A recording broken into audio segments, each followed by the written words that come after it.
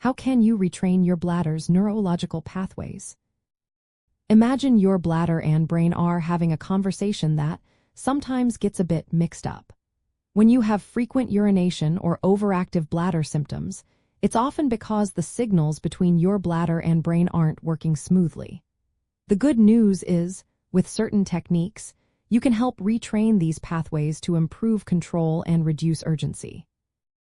One of the main methods is bladder training. This involves setting scheduled times to urinate instead of reacting immediately to the urge. For example, if you usually go every hour, you might try to extend that to every 1 hour and 15 minutes, then gradually longer. Keeping a bladder diary helps track your current habits and guides how much you can safely extend these intervals. When you feel the urge before your scheduled time, techniques like deep breathing or distraction, such as counting backward or reciting a song, can help suppress the urge until it's time to go. Over time, this trains your brain to better interpret bladder signals and regain voluntary control. Distraction techniques are especially helpful because they shift your focus away from the urge. Engaging your mind with tasks like mental puzzles or familiar routes can reduce the perception of urgency. These methods support the brain's ability to override involuntary signals, which is key in retraining neurological pathways. For some people, especially those with nerve damage or neurological conditions, therapies like nerve stimulation can be beneficial. Sacral or pudendal nerve stimulation involves electrical impulses that help modulate nerve signals to the bladder. A less invasive option is tibial nerve stimulation, where small electrical pulses are delivered near the ankle to influence bladder control. These therapies aim to improve nerve communication and support the brain and spinal cord in managing bladder function.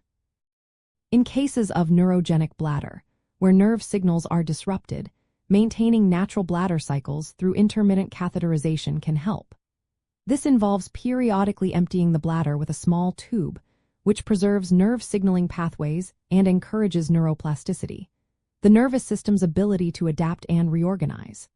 This approach can support recovery of voluntary control compared to continuous drainage methods that bypass natural signals. Strengthening pelvic floor muscles through exercises can also improve bladder control. These muscles help control the sphincter, the valve that keeps urine in. Biofeedback therapy uses devices to help you learn how to activate these muscles correctly, reinforcing the neural pathways involved in continence. Lifestyle changes are equally important. Avoiding bladder irritants like caffeine and alcohol, managing fluid intake, and maintaining regular bowel habits can reduce bladder overactivity. These habits help create a more stable environment for your bladder to function properly and support the retraining process. It's important to remember that every person's situation is unique. Consulting a healthcare professional is essential to develop a personalized plan that considers your specific condition, especially if you have neurological issues. Bladder retraining is a conservative, non-invasive approach that can complement medical treatments or, in some cases, surgical options. While it's not a quick fix, consistent effort and professional guidance can lead to better bladder control, less urgency, and an improved quality of life. In the context of bladder health and bladder conditions like overactive bladder, retraining your neurological pathways offers a safe and effective way to regain control.